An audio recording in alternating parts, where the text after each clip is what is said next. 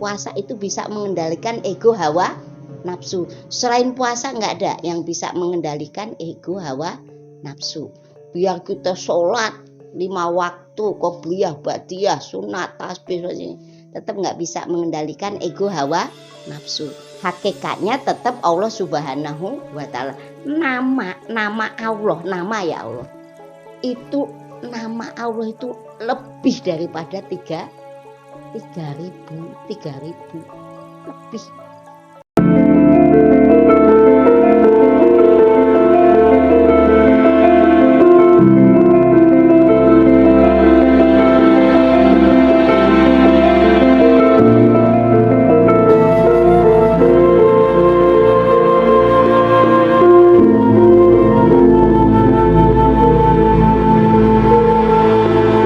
Assalamualaikum warahmatullahi wabarakatuh. Rahayu, rahayu, rahayu sagung dumadi.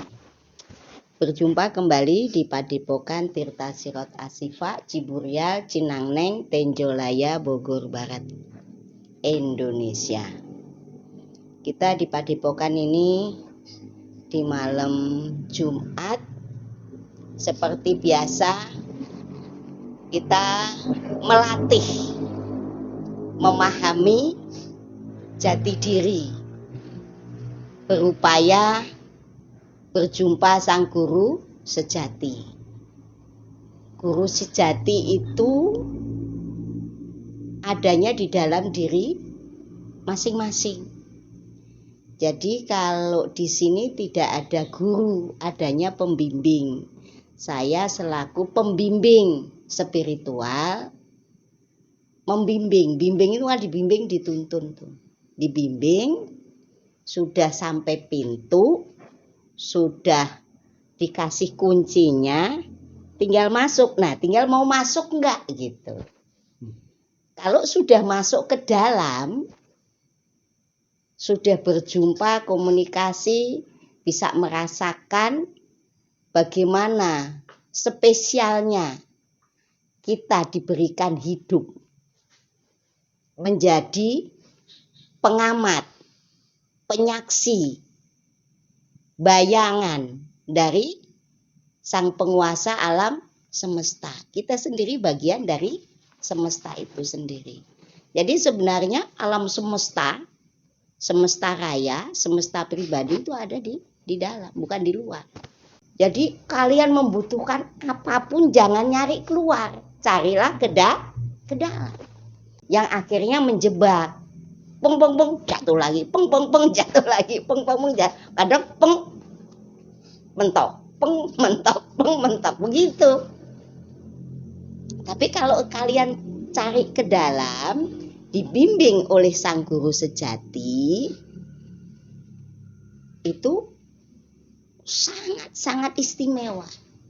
Kita penuh dengan kebijaksanaan, badan sehat, pikiran kita bisa membedakan hal-hal yang positif negatif, tidak mudah menyalahkan orang, tidak mudah emosi. Nah, nanti peserta lihat aja bagaimana kita bisa mengatasi kerusakan casing kita, jasad kita, panca indera kita dengan sangat mudah.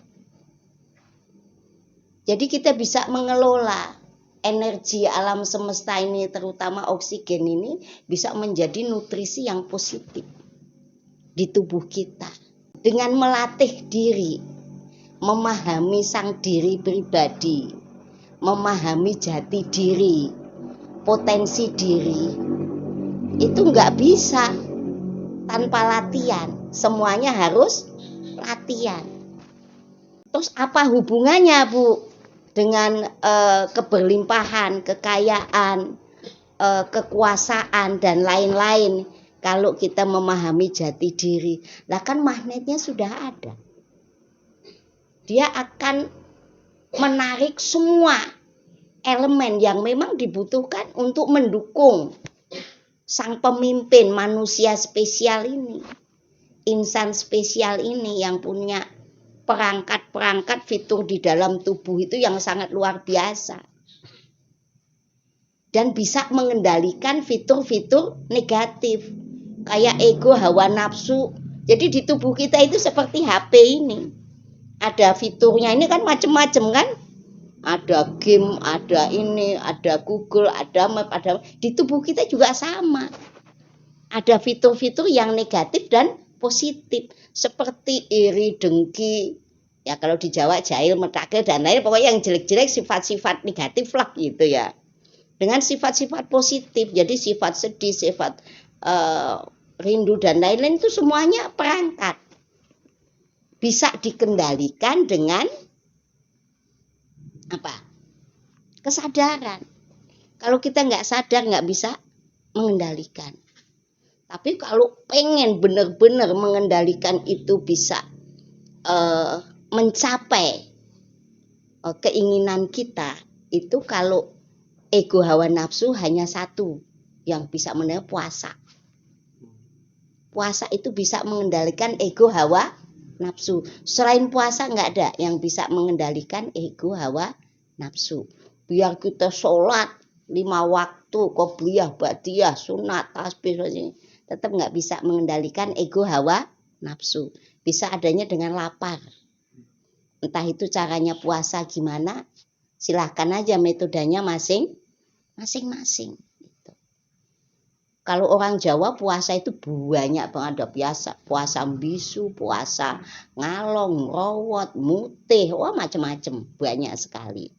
Dan orang-orang yang mendapatkan, ini kalau orang Jawa ya, budaya dari Jawa itu wahyu masih ada. Masih diturunkan oleh Allah Subhanahu wa taala. Jadi yang disebut wahyu nih ya. Wahyu itu sesuatu hal yang di luar kebiasaan umum, hal yang positif, yang bagus, yang istimewa, yang di luar kebiasaan umum, yang bagus, yang istimewa, itulah wahyu. Kalau orang Jawa.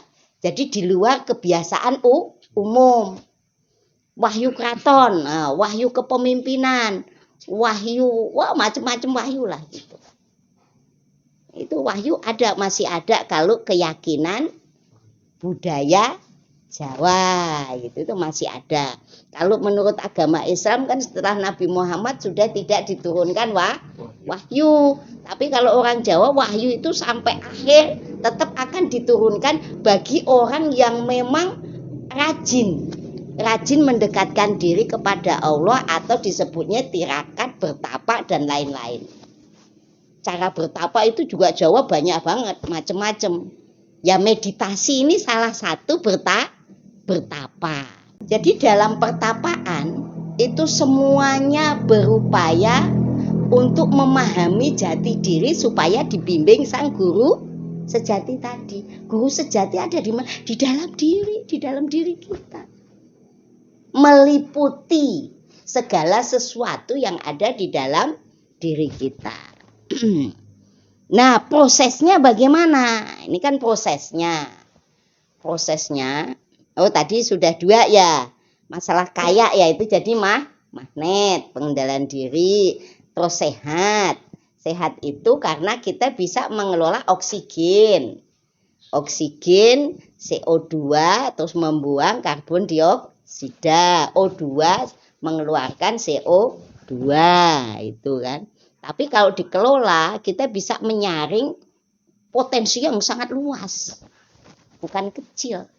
Sangat luas hingga bisa perbaikan sistem sel. Darah kita menjadi sel unggulan. Menjadi sel darah yang sehat untuk memperbaiki sistem yang rusak di dalam tubuh kita. Terus tentang jiwa itu tadi, jiwa menjadi bijaksana. Untuk mencapai bijaksana atau pencerahan, bijaksana itu sama dengan pencerahan. Kalau nggak cerah kan nggak akan bijak, pasti masih remeng, kurang jelas. Ya. Syarat kita untuk mencapai kesadaran, menuju kebijaksanaan, untuk kehidupan kita, untuk action organ tubuh kita, itu kendaraannya hanya satu. Gak ada yang lain, gak ada. Kendaraan yaitu nafas. Kendaraannya nafas. Kalau kalian bisa mengelola, memahami, menyadari sang nafas, kalian bisa mengendari buruk itu tadi. Kalau ya di Islam bisa nyampe Sidratul Muntaha. Nah itu. Nanti kalau udah Sidratul kan bisa berjumpa sama Tuhannya kan. Kalau orang Jawa ketemu sang guru sejak. Berarti guru sejati itu siapa? Diri sendiri. Yaitu Allah Subhanahu wa Ta'ala yang namanya banyak banget. Ada Tuhan, ada Allah, Sang Hyang Toyo, Pangeran, macam-macam. Hakikatnya tetap Allah Subhanahu wa Ta'ala. Nama Allah, nama ya Allah. Itu nama Allah itu lebih daripada 3.000 lebih. Itu. Lebih. Jadinya kita jangan ribut masalah nama Allah. Karena namanya sangat banyak sekali. Jadi kita kadang ribut nama. Padahal Allah, Tuhan, Pangeran, Sang Hyang Toyo, siapapun itu yang kita anggap sesuatu yang istimewa, yang tidak terjangkau oleh otak akal pikiran kita, itu sebenarnya bukan lafaz, bukan nama, bukan sesuatu hal yang dibayangkan oleh otak akal pikiran. Nggak nyampe. Jadi ini, Allah itu kayak gini, Allah itu bersosok, semuanya bukan. Bukan semua. Karena Allah itu selalu meliputi alam semesta. Nah ini kita ini. Nah, udah kan? Nah, nafas ini.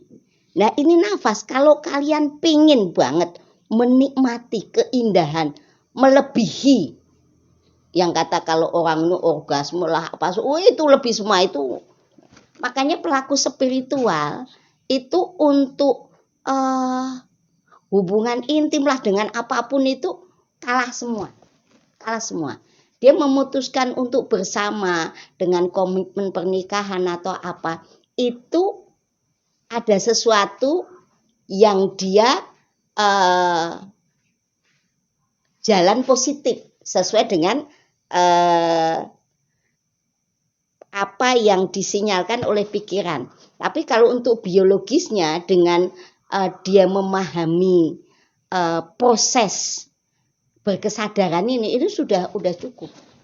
Udah sangat cukup. Udah sangat istimewa. Jadi semuanya akan berjalan sangat indah. Kita bergaul, kita bersama, kita bertindak, kita bertutur kata, semuanya indah, tidak ada yang menyakitkan siapapun. Termasuk menyakitkan alam semesta. Semuanya sinergi. Semuanya sangat indah. Caranya nafas gimana? Caranya nafas ini kita kelola, jangan dipaksa. Kita hanya mengamati. Keluar masuk sang nafas. Masuk kita amatin. Keluar kita saksikan. Makanya macam-macam itu metodenya. Ada nafas masuk itu ada hu, ada keluar masuk itu Allah, ada hu ya, hu urip, macam-macam. Tapi intinya hu Allah, hu ya atau hu engsun atau apa segala macam itu intinya dia memahami kekuatan yang istimewa melalui kendaraan sang nafas. Inti daripada keistimewaan ini, kalau kalian bisa mencapai di antara jeda. Nafas masuk nih, sret gitu. Jangan ditahan, jangan ditekan. Kalau nafas sudah ditahan ke perut, tahan, itu biasanya untuk kanuragan. Untuk kedigdayaan. Untuk kekuatan. Jadi pokoknya ilmu-ilmu yang macam-macam lah, rawarontek lah, apa segala itu pasti mengolah nafas. Tapi diarahkan ke tubuh tertentu supaya mengelola energi istimewa di dalam tubuhnya. Hingga dia punya kemampuan tertentu, termasuk ilmu rawa runtek. Ilmu itu semuanya sebenarnya mengelola nafas. Jadi jangan pernah salah. Orang pelaku kanuragan itu mengolah nafas. Dia bisa tahan nafas sampai pura mati atau apa, itu bisa semua karena sudah latihan. Latihan mengelola nafas dengan bermacam-macam metode sesuai dengan keinginan kebutuhan si pengelola sang nafas itu.